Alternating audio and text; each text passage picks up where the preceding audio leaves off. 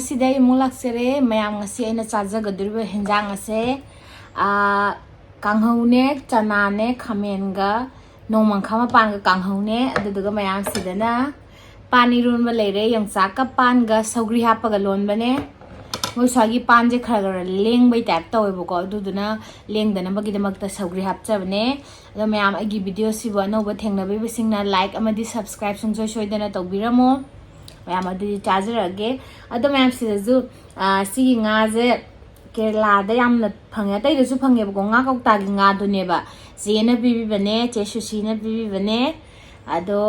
charaga hauba haukta bado mayam da hajarage mayam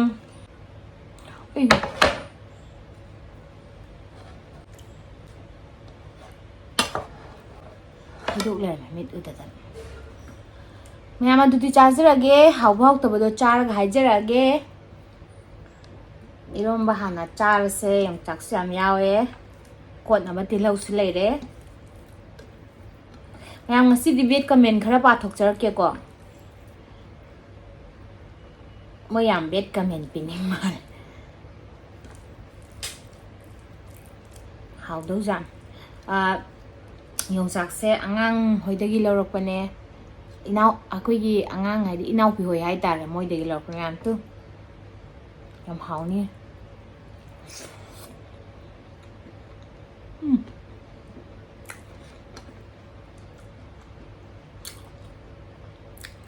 umurok tangkhai ma hapane ba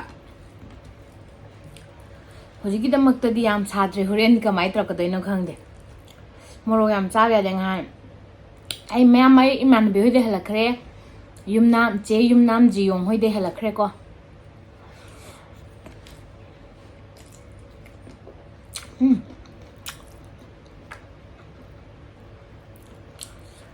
nongmangkha ne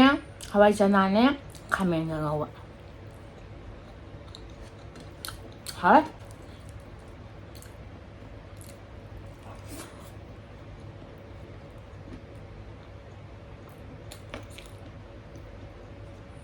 nongmakhamapan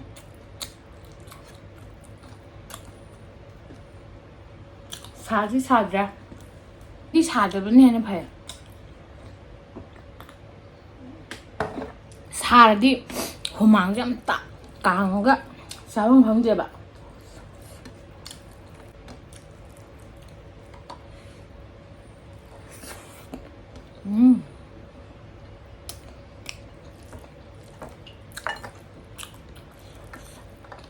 好呀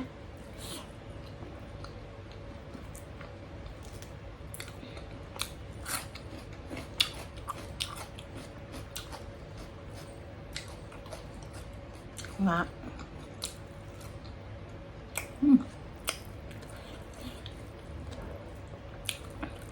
ahella ba ahella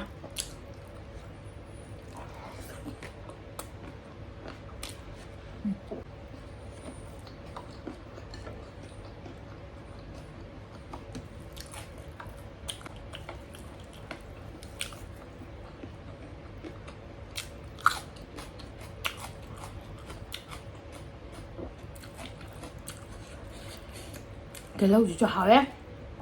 dùng chắc ăn tăng ai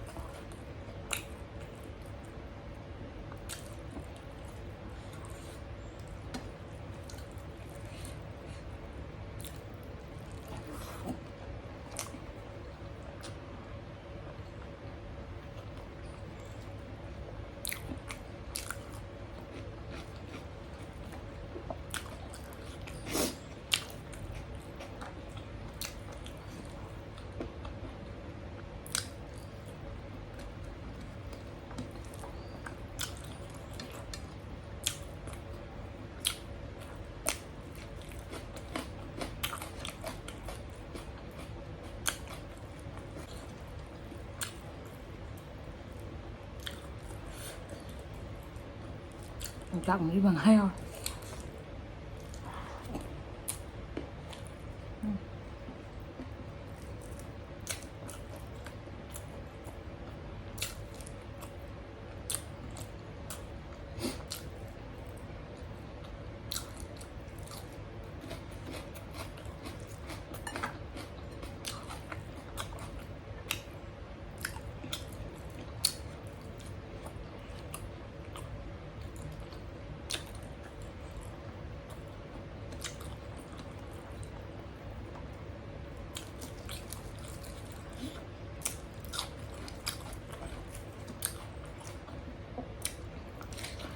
Để lâu dầm hỏi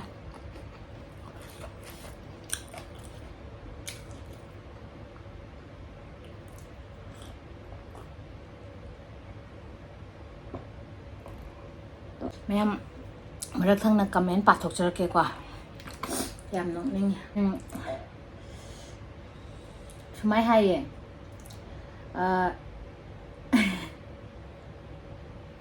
Martina ataoba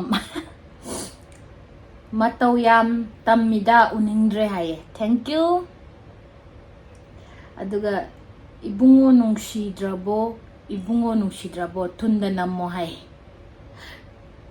MD Hasena tunda yerumdo nammo haradi namudana hai. Ngak eba mijingje kari wakhal na hai bazaina nokning badyang. Aduga amazu lay fake account na hangi neba moije ko aduga thag aingonda comment pirai neba ko khara comment piramaga ma do salauna account do lokthokre ba ko chitra huidrom hai nasak tu dane hai rido hai Sophia Abu Zamzina pele YouTube ne na mukbang ngakta hai aduga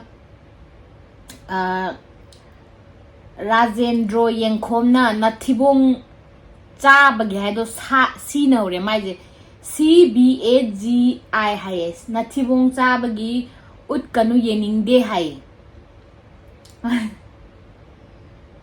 yam nok ninge aduga Arun Chester hai mai se tukat chai he kari wari no aduga ngan ba khuman na kai hai gyar kanda thumai tha mapa mapagi mangda yenglingai da nganglat iba khondo texilo thi mahi man bi hai thigunda nam hai badubu mapai mamai mamangda kari akai ba lege haininge aduga binod mayeng langbam nasak tu dane noi nabani na hai do hai aduga Ranjit Okram kasubi taning de hai aduga kusum ahan AHNB haina lay mai se aduga thungau bi nang sulan ro chin na charaga yana saiba na tro hai aduga tiger sai fake account ngakta ni ko moi je lamsa hai afaba comments yam pira iye ado aphataba mayam yame dum aphataba na haujikan yamaga laye yamna nokninge ba chanu ayekpam na kai hai kanda thiba sina khara henba jatni athiba na irang tawrokpa se yengde he hai aduga Gobin Lai Samjina hui na te okpi oina male hai Asti MSK Austin thi su thiman krehe ibe ma hai aduga Joy Junior hai adusu kulli sungba hui do male nang nasana yarbanina mathakta aina palise hui se yam manare menar wane adusu huirik yam leiba hai moin haining do kai haining no it's okay thank you ma'am comment pb rak pagida makta mayam hoining ai tana thagale thank you ma'am adudi chajra ge ko bet comment ma'am pi asidai hena ꯑꯇꯣꯞꯄꯁꯨ ꯃꯌꯥꯝ ꯂꯩꯕꯀꯣ ꯑꯩꯅ ꯄꯥꯊꯣꯛꯇꯕꯀꯣ ꯇꯥꯕꯗ ꯌꯥꯝꯅ ꯅꯨꯡꯉꯥꯏꯇꯕꯗꯣ ꯄꯟꯕ ꯌꯥꯗꯕꯗꯣ ꯑꯗꯨꯗꯤ ꯄꯟꯖꯗ꯭ꯔꯕꯅꯦ ꯀꯩꯁꯨꯝ ꯀꯥꯏꯗꯦ ꯀꯃꯦꯟ ꯄꯤꯕꯤꯔꯛꯄꯒꯤꯗꯃꯛꯇ ꯊꯦꯡꯀ꯭ꯌꯨ ꯑꯗꯣ ꯑꯩꯗꯤ ꯍꯨꯏꯒꯤ ꯃꯃꯥꯅꯦ ꯑꯣꯛꯇꯤ ꯃꯥꯜꯂꯦ ꯍꯥꯏꯕꯤꯔꯛꯀꯅꯣ ꯃꯔꯝꯗꯤ ꯑꯣꯛ ꯀꯃꯥꯏꯅ ꯈꯣꯡꯉꯤ ꯈꯪꯖꯗꯦ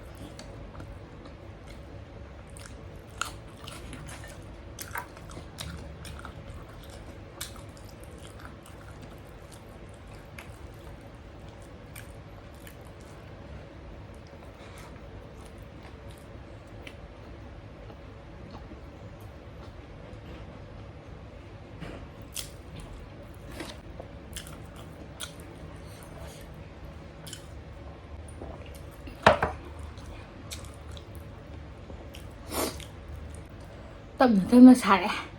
ꯑꯩꯅ ꯈꯪꯉꯝ ꯉꯁꯥꯏ ꯁꯤꯗꯧꯅꯦ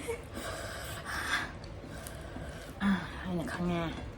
ꯁꯥꯔꯅꯤ ꯍꯥꯏꯕꯁꯦ ꯑꯗꯨꯝ ꯈꯪꯉꯦ ꯎꯃꯣꯔꯣꯛ ꯃꯅꯝꯒ ꯋꯪ ꯋꯪ ꯅꯝ ꯂꯧꯔ ꯃꯦꯠꯄꯅꯦꯕ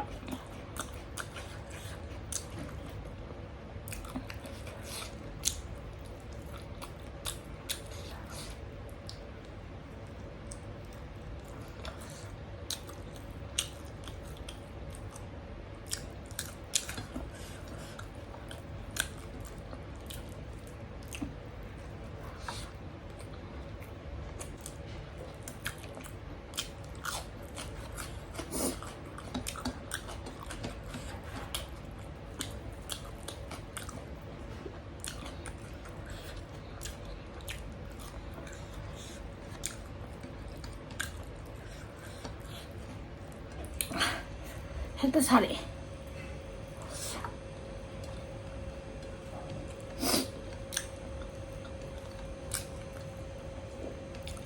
ꯂꯥꯁ ꯑꯦꯟ ꯁꯥꯕ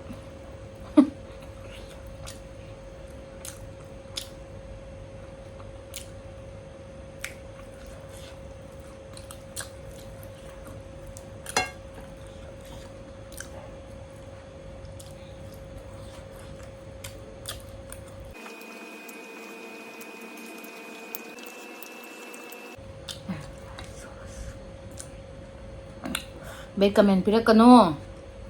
ꯑꯩ ꯁꯥꯎꯔꯛꯀꯅꯤ ꯑꯩ ꯁꯥꯎꯔꯛꯑꯗꯤ ꯀꯩꯁꯨ ꯇꯧꯔꯦ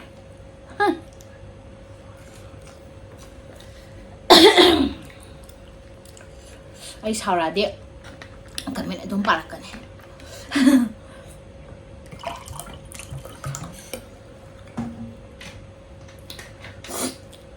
ꯃꯣꯔꯣꯛ ꯁꯥꯏ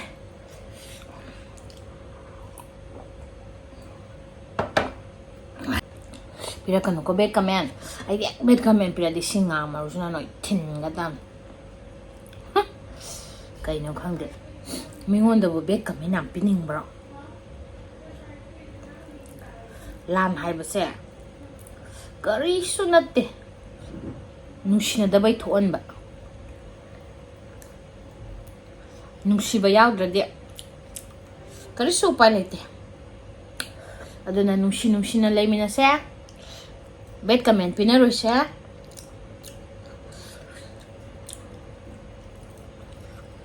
ꯑꯇꯥꯕ ꯃꯤꯅꯁꯨ ꯅꯨꯡꯉꯥꯏꯇꯦ ꯑꯎꯕ ꯑꯩꯅꯁꯨ ꯑꯄꯥꯕ ꯑꯩꯅꯁꯨ ꯅꯨꯡꯉꯥꯏꯇꯦ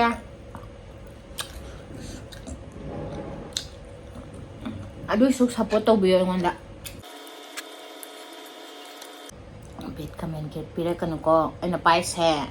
ꯉꯥ ꯃꯔꯨꯅꯤ ꯉꯥ ꯃꯔꯨ ꯎꯔꯦꯗꯅ sila tilarias nado sana yam nani ko phagi tawnida mayam bet comment pibirakano ai budi adum khange bet comment budi lakani haiba doi targa su mayam mina ubudu phajade dana ekhoi manipur masenga tane bet comment piraga kai kanage phone laksali je ngor ranjita wangjing je phone laksale bet comment piraga kari kanage ba kem kanadam ne wadro Dashupudi support of Bio Wanda. Mayang Sigidi, a tang side the loiserage, bake comment percanuka. Mayang Sig the tang side the loiserage, Matangi and over video gamu, Tengaminer say, Mayang Sigidi, Matang side the loiserage, Matangi and over video gamu, Tengaminer say, ma'am. Bye bye.